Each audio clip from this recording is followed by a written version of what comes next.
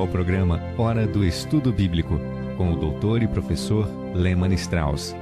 Este estudo é o resultado do tempo pessoal com o Senhor, da experiência de ministério pastoral e das conferências bíblicas do Dr. Lehmann Strauss, que nos instrui e encoraja com o ensino da Palavra de Deus. Agora com você, Hora do Estudo Bíblico, na apresentação de Aurélio Campos. Pai querido, estamos diante de Ti, através do nosso Senhor Jesus Cristo, para agradecer pelo Seu grande amor, enviando o Seu Filho como nosso Salvador. Obrigado por Teu amor constante por nós. Tu és um Deus que não muda e Teu amor nunca falha. Te agradecemos, Senhor, por Tua palavra, a Bíblia, e pelo privilégio de pregar a Tua mensagem. Edifica, Senhor, e fortalece os nossos corações. Supra as nossas necessidades, as necessidades daqueles que têm passado por vales difíceis em suas vidas. Esteja com os idosos, com os jovens, com aqueles que estão enfermos. Senhor, nós pedimos por aqueles que ainda não conhecem a Cristo Jesus, que venham neste dia a conhecê-lo, a entregar suas vidas a Ele. Nós oramos em nome do Senhor Jesus. Amém. Bom, hoje vamos concluir esse pequeno estudo sobre as duas naturezas do cristão. No programa anterior, estávamos falando sobre o fato de que a nova natureza é incapaz de mudar. A imutabilidade, ou o fato de que algo não muda ou não pode mudar, pertence somente ao Criador, pertence a Deus. Tiago 1,17 diz: toda boa dádiva e todo dom perfeito vem do alto, descendo do Pai das luzes, em quem não há mudança nem sombra de variação. A natureza imutável de Deus não pode ser contestada. Deus é eterno, é espírito e, portanto, ele não muda. Quando Deus, o Espírito Santo, passa a habitar o coração de uma pessoa no momento da regeneração, a natureza de Deus não muda simplesmente por encontrar outra morada.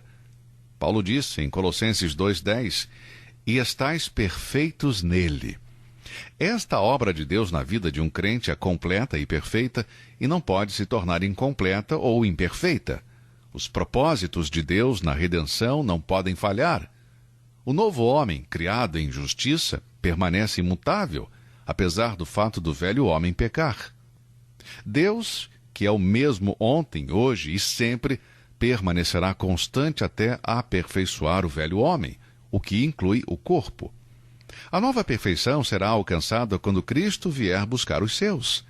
1 Tessalonicenses 5,23 diz: e o mesmo Deus de paz vos santifique em tudo, e todo o vosso espírito e alma e corpo sejam plenamente conservados irrepreensíveis para a vinda de nosso Senhor Jesus Cristo. A função da nova natureza é glorificar a Cristo. Quando nosso Senhor ainda estava na terra, ele disse: e eu rogarei ao Pai, e ele vos dará outro Consolador, para que fique convosco para sempre. Ele testificará de mim, ele me glorificará. João 14,16, 15, versículo 26 e capítulo 16, versículo 14. O Espírito Santo exalta o Filho, Jesus Cristo, nesta presente dispensação. E como é no corpo do cristão onde a natureza divina passa a habitar, é este corpo que deve ser entregue para glorificar o Senhor Jesus. Ou não sabeis que o vosso corpo é o templo do Espírito Santo que habita em vós, proveniente de Deus, e que não sois de vós mesmos, porque fostes comprados por bom preço? Glorificai, pois, a Deus o vosso corpo e o vosso espírito, os quais pertencem a Deus. 1 Coríntios 6, versículos 19 e 20. Não somente a igreja, amigo, mas cada membro dela é um templo do Espírito Santo. Portanto, nunca devemos usar nossos corpos para hábitos profanos, mas sim consagrá-los para uma vida santa. A obra do Espírito em um Filho de Deus é glorificar a Cristo na terra diante dos olhos dos homens. O Pai exaltou o Filho no céu quando ele se sentou à sua direita, mas ele deve ser glorificado entre os homens, e este é o papel da natureza divina em cada um de nós crentes. Bem, vimos algo quanto às duas naturezas, sobre a função das duas naturezas, e agora veremos sobre o conflito entre essas duas naturezas. Entre as duas naturezas que convivem em um Filho de Deus há um conflito, uma luta, pois elas, por natureza, se opõem uma à outra. Tendo aprendido algo sobre a função e as características de cada natureza, não é difícil perceber que elas não podem viver em paz juntas, formando parte de uma única personalidade. Elas diferem em caráter, em habilidade, em desejos e em propósitos, causando problemas, conflitos e confusão dentro de um filho de Deus. Todo cristão sabe que há uma batalha que acontece no seu interior, mas nem todo filho de Deus sabe que a palavra de Deus ensina sobre este conflito. Precisamos conhecer a doutrina e os segredos da vitória primeiramente para poder ter vitória, paz e força. Observe esta passagem que fala sobre este conflito. Gálatas 5,17 diz: porque a carne cobiça contra o espírito, e o espírito contra a carne. A palavra cobiça aqui pode ser traduzida por luta. E segue o versículo: e estes opõem-se um ao outro para que não façais o que quereis. A carne aqui é o velho homem, não regenerado, a velha natureza, enquanto o espírito é o novo homem, um homem regenerado à natureza divina. Estas duas naturezas lutam uma contra a outra. Seus objetivos são opostos, são contrários. O homem não convertido não conhece nada sobre este conflito. Se um homem não convertido quer fazer alguma coisa, ele simplesmente faz. Se como um homem salvo a minha velha natureza quer fazer algo errado, a minha nova natureza colocará resistência nisso. O Espírito Santo pode dizer: não, você não deve fazer isso. Por outro lado, se o Espírito Santo leva-me a usar o meu corpo para glorificar a Deus, a minha velha natureza vai resistir imediatamente. O velho homem não encontra prazer na oração, ele não encontra prazer no estudo bíblico, em testemunhar de Cristo. Todo filho de Deus sabe que a vida cristã não pode ser vivida sem luta. O próprio fato do conflito é prova consistente e suficiente de que a velha natureza não está erradicada nesta vida terrena. Se a velha natureza pudesse ser erradicada, toda a personalidade seria eliminada, pois ela é parte da natureza humana que herdamos ao nascer. O conflito entre as duas naturezas é constante e precisamos estar atentos a cada dia. Devemos esperar problemas, confusões, lutas, guerra. A carne no crente não é diferente da carne no não convertido, amigo. Esta distinção clara entre as duas naturezas é descrita por Paulo em Romanos, capítulo 7. Ali ele apresenta um retrato de sua própria luta, na qual todo crente se identifica. Em sua luta para obter vitória sobre a sua velha natureza, nós vemos um esforço desesperado que vai além dos limites da resistência humana. A causa do conflito é descrita por 2 vezes na frase: o pecado que habita em mim. Vamos ver Romanos capítulo 7, versículos 17, 20 e 21. Versículo 17 diz: o pecado que habita em mim. O versículo 20 diz: o pecado que habita em mim. E o 21, o mal que está comigo. É o princípio do mal, presente na velha natureza, que não permitirá que cesse o conflito. Paulo descreve esta luta com as seguintes palavras: porque segundo o homem interior, tenho prazer na lei de Deus, mas vejo nos meus membros outra lei, que batalha contra a lei do meu entendimento, e me prende debaixo da lei do pecado que está nos meus membros. Romanos 7, versículos 22 e 23. A verdadeira grandeza do apóstolo Paulo pode ser vista na sincera declaração desta luta e dos tempos de derrota. Ele conclui com uma confissão do velho homem e um grito pela libertação no versículo 24. Miserável homem que eu sou, quem me livrará do corpo desta morte? Todo cristão sincero deve admitir que existe tal conflito por sua própria experiência pessoal. Eu confesso que isso é verdade na minha vida. Miserável homem que sou, quem me livrará do corpo desta morte? Romanos 7, 24. Quantas vezes deixamos de fazer o bem que nos propusemos a fazer e vergonhosamente admitimos que o mal que não queremos fazer, esse fazemos. O novo homem sempre tem desejos bons, mas nossos membros nem sempre respondem a estes desejos. Há uma dualidade na alma do Filho de Deus, há um conflito. Fazemos algo que odiamos e então nos odiamos por ter feito aquilo. Sabermos o que é certo e enfrentarmos uma luta diante disso é uma experiência desesperadora. Eu não estou pensando apenas em pecados imorais, amigo, mas penso no orgulho, eu penso na falta de oração, a indiferença para com aqueles que precisam do Evangelho, não estudar a palavra de Deus. Lutamos para fazer essas coisas que sabemos que devemos fazer todos os dias. E a luta não termina nunca. Esta é a experiência normal de todo cristão. Portanto, se você enfrenta essa luta, saiba que você é um cristão normal. Eu questiono a honestidade do homem que diz que este conflito descrito em Romanos 7 pertence ao incrédulo e que tão logo ele recebe a Cristo como Salvador e Senhor, a luta termina. Nós, cristãos, estamos vivendo em um corpo habitado por duas naturezas que vão continuar lutando uma contra a outra. Sabe, eu me lembro de uma criança que foi disciplinada por desobedecer o seu pai e ele disse: "Papai, é muito difícil ser bom, não é verdade?" É difícil ser bom. A velha natureza não nos permitirá sermos bons sem lutar. Bem, se esse fosse o final do estudo, ficaríamos com uma sensação de derrota, sem esperança, mas eu tenho boas notícias para você. O conflito pode se tornar uma grande, maravilhosa vitória, uma gloriosa vitória. Considere, amigo, um pensamento que eu espero que seja de ajuda e de bênção para você. O alimento destas duas naturezas. Há certas coisas em que cada uma das duas naturezas prosperam. A natureza que é mais alimentada, sim, essa será a mais bem-sucedida. Aí está a chave. Quando um pecador crer no Senhor Jesus Cristo, ele nasce de novo. Torna-se, assim, um filho de Deus. A Bíblia se refere a eles como bebês ou recém-nascidos. Agora, todos os recém-nascidos devem ter uma alimentação adequada para os seus corpos crescerem fortes e saudáveis. Você que é pai, você que é mãe sabe disso. Você quer dar sempre o melhor, o alimento mais apropriado para o seu filho crescer saudável. Se por alguma razão o leite materno não é suficiente, é preciso então recorrer a outros leites. O bebê precisa ser alimentado para viver.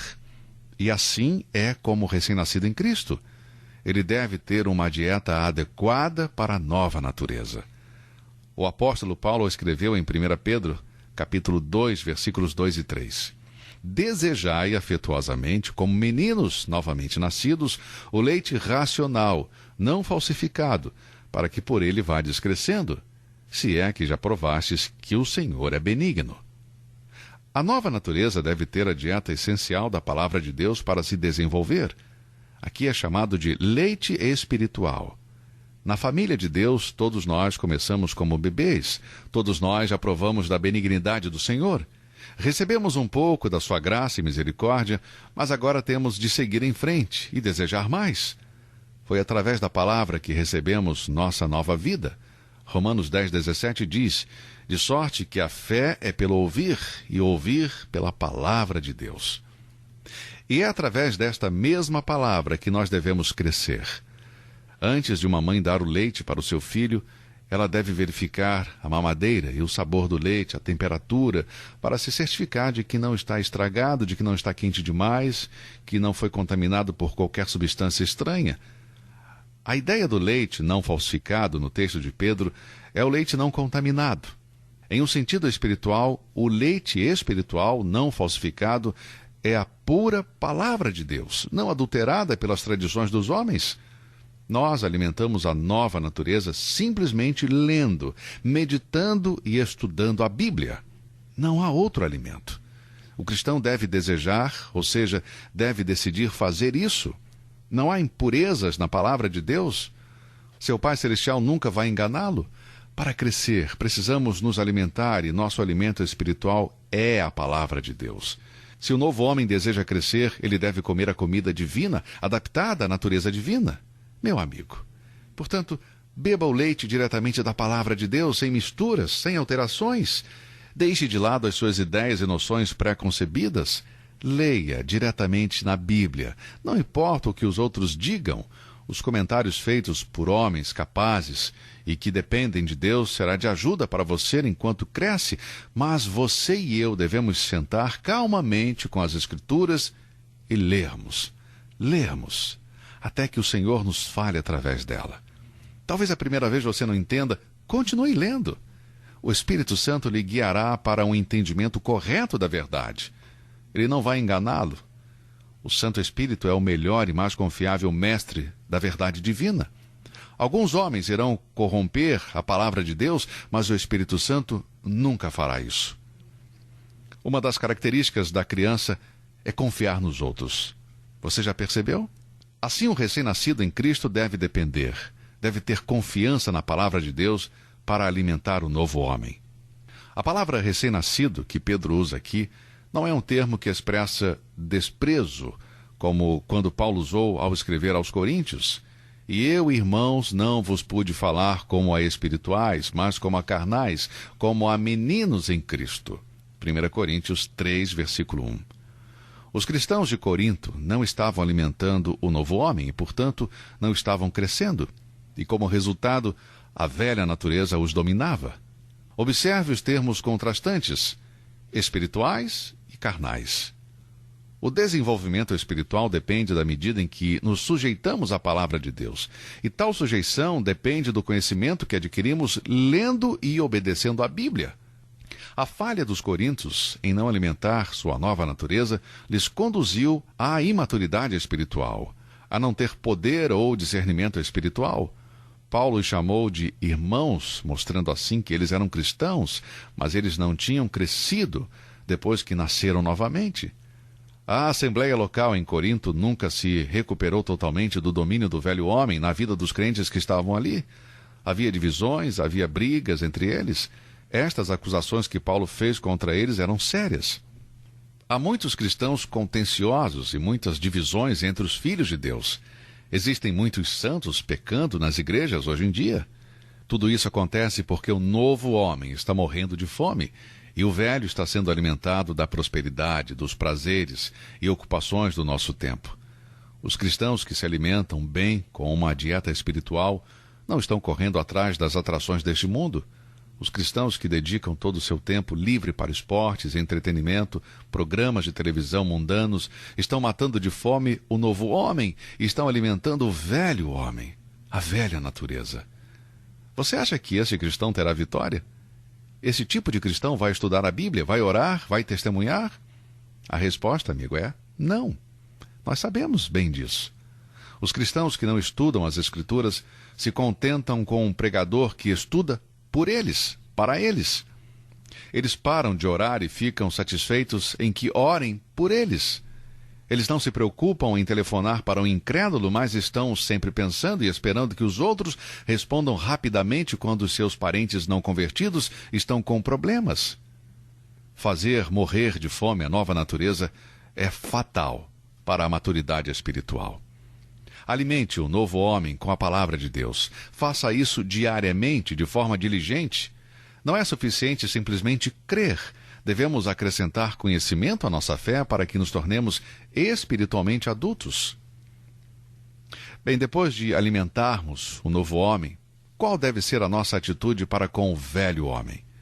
Romanos 8,12 diz: de maneira que, irmãos, somos devedores, não à carne, para viver segundo a carne. Em primeiro lugar, devemos saber que nós não temos nenhuma dívida com a velha natureza. Nós não devemos nada ao velho homem. Quando recebemos a natureza de Deus, somos obrigados a alimentar apenas o novo homem. Esqueça a velha natureza. A nossa dívida com a carne foi cancelada pela morte do nosso Senhor Jesus Cristo na cruz. Ele se fez carne, João 1,14. Ele foi morto na carne, 1 Pedro 3,18. Fomos reconciliados por Deus no corpo da sua carne, pela morte, para que perante ele vos apresentar santos e irrepreensíveis e inculpáveis. Colossenses 1,22. Agora a nossa dívida é para com aquele que nos deu a vida e de quem vêm todas as nossas bênçãos espirituais. Como não somos devedores à carne, a verdade é o oposto, ou seja, somos devedores ao Espírito. Em segundo lugar, somos exortados a não prover a carne. Mas revesti-vos do Senhor Jesus Cristo, e não tenhais cuidado da carne em suas concupiscências. Romanos 13,14. Revestir-nos de Jesus Cristo significa usá-lo de tal maneira que ele seja visto por todos. Quando fazemos isso, teremos cuidado em não alimentar a velha natureza, satisfazendo os seus desejos. O apetite sensual do velho homem deseja ser alimentado, mas devemos fazer greve de fome, não fornecendo alimentos para ele. Quando a carne quer se satisfazer com o mal através de leituras sensuais e sugestivas, através da permissividade impura, devemos dizer não à carne e reagir imediatamente alimentando a nova natureza. Podemos orar a qualquer momento, em qualquer lugar. A Bíblia e a oração tornam-se poderosas em nós para nos tornarmos vitoriosos sobre a carne. A palavra carne aqui pode ser usada no sentido fisiológico ou no sentido moral da velha natureza depravada. E não devemos supri-la em nenhum dos dois casos. Não a alimente. Faça morrer de fome. Não dê ouvidos aos seus desejos. Há possibilidade de vitória para o cristão. Cultive, portanto, o apetite espiritual através do alimento espiritual. Alimente o novo homem com esse alimento. Dirija, assimile e torne-o mais forte. Não alimente o velho homem, e assim o manterá fraco. Não somos capazes de eliminá-lo, mas podemos enfraquecê-lo. Muito bem, amigo, assim chegamos ao final deste estudo e eu espero que tenha sido uma bênção para você. Alimente o novo homem diariamente.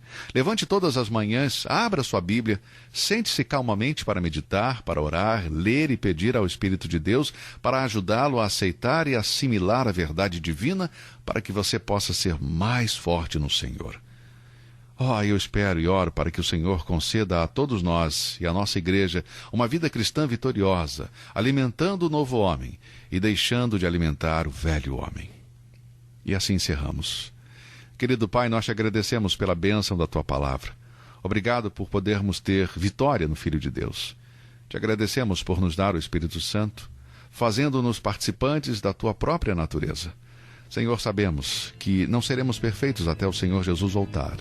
Mas nos ajude, Senhor, a crescer na graça, a crescer no conhecimento de nosso Senhor e Salvador Jesus Cristo. Oramos em nome de Jesus. Amém. Antes de terminar, eu gostaria de encorajá-lo a nos escrever, compartilhando o que Deus tem feito em sua vida através deste estudo. Que o Senhor, que nos amou e nos lavou de nossos pecados através do seu sangue, nos guarde em sua graça. E que Deus abençoe a você e a toda a sua família. Um abraço e até o nosso próximo encontro. Você ouviu Hora do Estudo Bíblico com o professor e doutor Lehmann Strauss, na apresentação de Aurélio Campos. Se você deseja ouvir novamente esta mensagem, visite a nossa página na internet www.bbnradio.org. Fica o convite para você nos acompanhar amanhã, neste mesmo horário, aqui na BBN. Hora do Estudo Bíblico é uma produção da BBN.